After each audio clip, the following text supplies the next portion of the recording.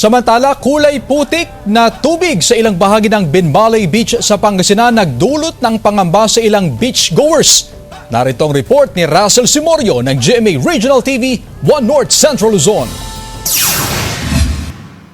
Sa gitna ng paliligo ng mga bisita na dumayo sa Binmalay Beach ngayong Christmas season, dismayado ang ilan.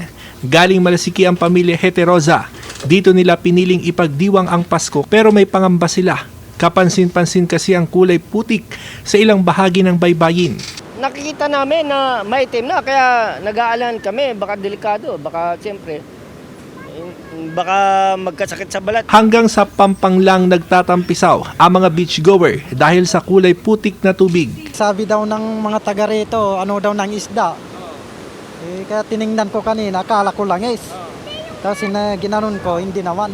Kasi kung langis, parang madulas sa sa balat. Pero paliwanag ng Municipal Disaster Risk Reduction and Management Office, normal na sa baybayin ang nararanasang kulay putik na tubig tuwing malakas ang current sa dagat. Wala raw dapat ikabahala ang mga beachgoer, maging ang mga mangingisda. Pinabulaanan din ng ahensya ang issue ng oil spill.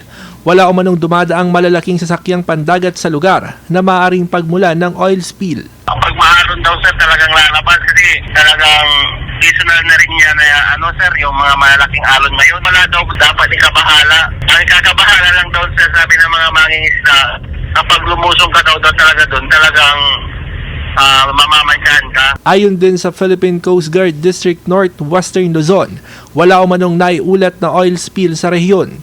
Patuloy rin na nakaalerto ang PCG ngayong holiday season. Mula sa GMA Regional TV 1 North Central Luzon, Russell Simorio nagbabalita para sa GMA Integrated News.